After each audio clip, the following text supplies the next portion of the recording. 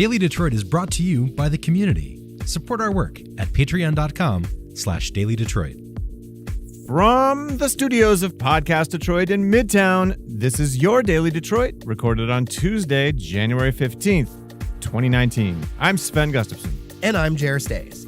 It's auto show season for the last time in January. Today's deep dive is all about, you guessed it, the North American International Auto Show. Sven spent the last couple of days at Cobo Center, and we're going to dive into what to look forward to. But before we get started here, a little housekeeping. We're proud to announce that we're making the jump to television. We're producing segments in partnership with Detroit Public Television on their show, One Detroit. Our first piece for PBS is a visit to a startup electric vehicle company that turned heads at the LA Auto Show. We talked about them a little bit here in the past, Rivian.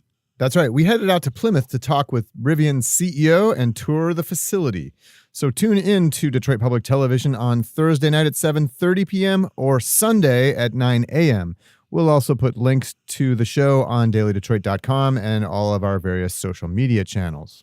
And secondly, look for an extended version of our interviews with Rivian right here in your Daily Detroit podcast feed after it airs. With that, let's get today's show started. Daily Detroit is brought to you in part by Milo Digital. Milo Digital is a full-service digital marketing agency that engineers quality results through data and innovative strategies. Learn more at milodetroit.com. Sven, this is the end of an era, isn't it? Yes, sir. Last Detroit Auto Show held in January. Man, I mean, I've been going to the auto show most every January. I mean, I've definitely missed some, but most every January since I was a little boy. Yeah, I mean, similarly for me, what an event, what a special feeling that it gives you to go to the auto show. But that feeling's kind of changing, especially, and I think that's part of what's driving this overall change. I mean, we already know that there were a number of automakers, BMW, Mercedes, Volvo, Audi, a bunch of automakers decided to skip this year's show. The numbers have been kind of increasing in recent years, and that's been happening at auto shows around the world. It's not particular to Detroit. But you definitely sensed a lack of energy and buzz at this year's show, that it was down from previous years. The number of reveals was way down. There's more floor space given over to auto suppliers and even auto customizers, almost kind of like Autorama. I've never actually been to Autorama, but Autorama can have a lot of cool classic cars, though. For sure, but that's the kind of thing you're almost starting to see at the auto show because, there's so much space now since they expanded Cobo, and now the auto show is shrinking. Until hopefully next year when they move it to June. We'll get to that a little later. But man, you're right. I just want to interject. You're right. It wasn't that long ago we had this whole conversation of how we had to expand Cobo. We're going to lose the auto show. That's crazy. I hadn't remembered that. That's right. I covered Kia's reveal of their new SUV, the Telluride, which we'll also talk about in a minute. They built a torque track, they called it. It was literally a track complete with dirt mounds. And landscaping. There were live trees planted in big, that's sweet. Yeah, big mounds of dirt and everything in the back. But this gives you a sense of some of that, extra space that they needed to fill with something at this year's show. I mean, even the concourse outside the main show floor, there was almost nothing there. It was a little sad in a I So in the notes here, I see something about the Good Chicago show. What does that mean? Okay, so yeah, I was, as you know, I do freelancing for Autoblog, and I was talking with Greg Migliori, who we have on the show sometimes, the editor-in-chief. He compared this year's show to a good Chicago, which is a little bit of a sting. It's going to sting those of us here in Detroit. I mean, Detroit has historically been seen as one of the top 3 auto shows in the entire world, right? One of the biggest in terms of number of reveals and, the importance that automakers place on it, the amount of media coverage that globally that comes out of Detroit every January. So to hear that is kind of a disappointment.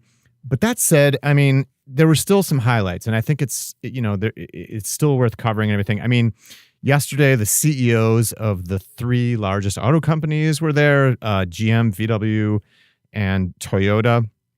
And I mentioned that the number of reveals were way down, but there were still some pretty heavy hitters among them.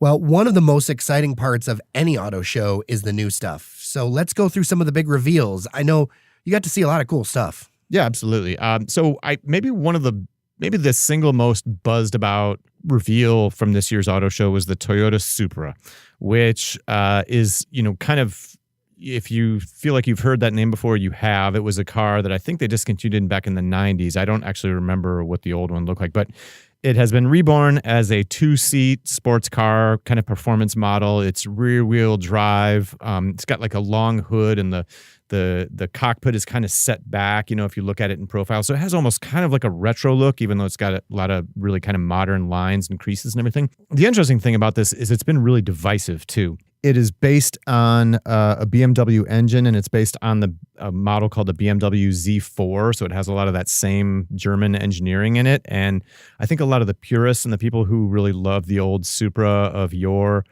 are really upset about it. They think it's just basically like a BMW with a Toyota badge on it.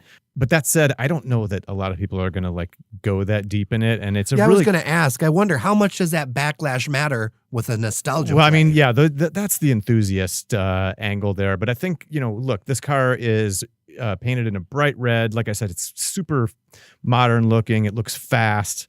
It'll do 0 to 60 in just over 4 seconds. It's got really cool lines to it. I mean, it's a pretty cool looking car. No question about that.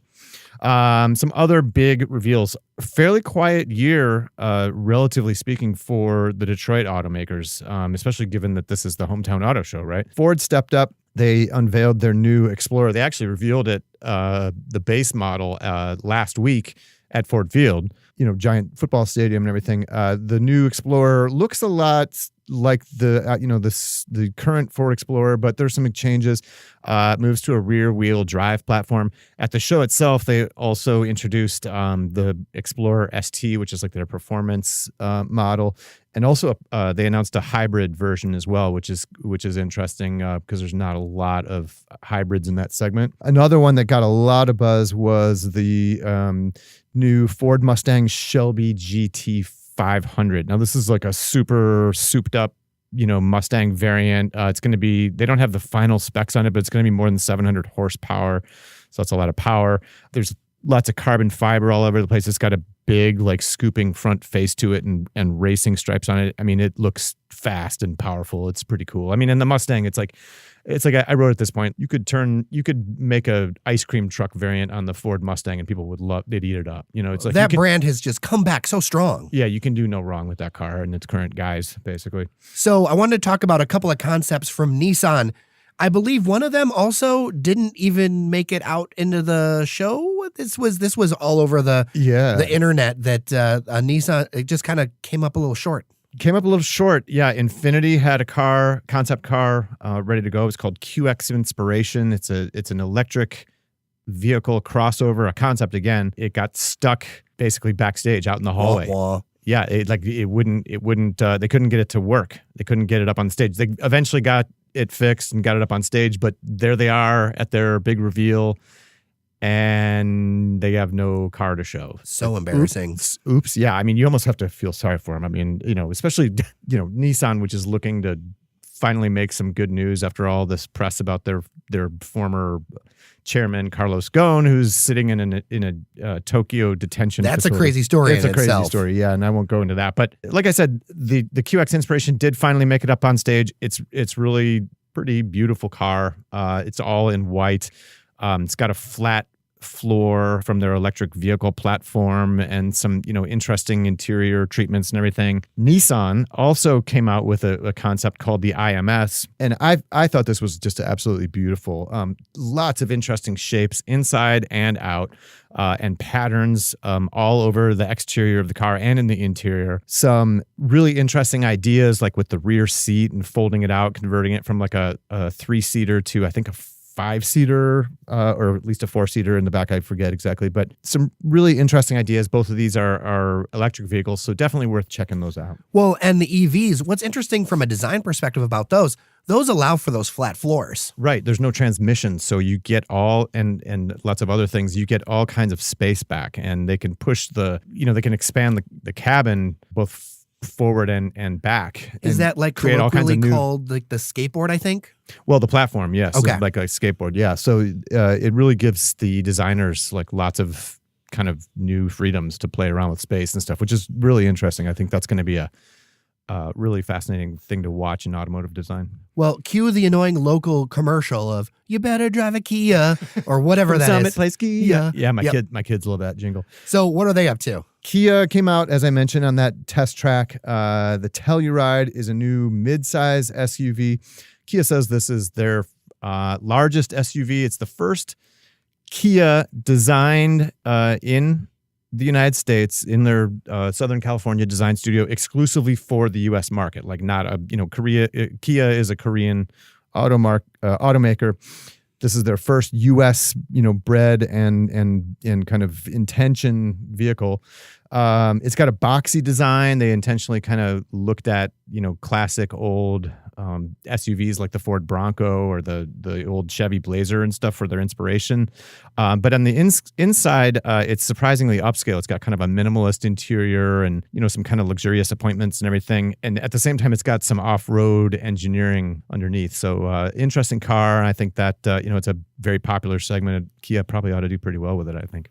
Well, I got to ask about, of course, FCA. We haven't hit any of them. And are they up to anything? They've got the Jeep brand, Ram, all that kind of stuff. Fiat Chrysler, yeah, they showed a Ram heavy-duty pickup truck with insane towing and torque numbers. That's a fairly niche market, though. It's not so it was a fairly quiet year for Fiat Chrysler, I would say. And then let's stay around talking about the Detroit 3. GM's been taking a pretty big PR hit for the plant closures, some of the moves that they're making. And then there's this buzz that I'm seeing online around Cadillac focusing a lot on cars while the market's moving to SUVs and comparing them to Lincoln because you've got a big difference on those interiors. So I'm seeing a lot of buzz around that. What's kind of the deal with that? Cadillac revealed the XT6, which is a new 3-row crossover. That's important for them because they've been sort of caught flat-footed. Their lineup is heavy on sedans, which are going out of favor with consumers, and they're seen as needing more crossovers and SUVs. They've got the Escalade, which is basically a truck. I mean, it's an SUV, but it's basically a truck size. This is still a 3-row, but it's a little smaller than that for people who don't need that much space. They also showed at an event, I think it was Sunday night, they showed images, although not an actual car, but they've got a very futuristic looking concept EV crossover in the works. There's no name to it yet. It will supposedly be sold globally, but that looks pretty neat. I was talking with Greg Miglioria again from Autoblog about Lincoln after I was kind of strolling the show floor the other day, and I think Lincoln's doing a really good job with their branding. Like their stand at the auto show is really beautiful, and it was the same thing when I was in Los Angeles. They've got the lattice work. It's kind of their honeycomb grill design is repeated in lattice work that hangs from the ceiling.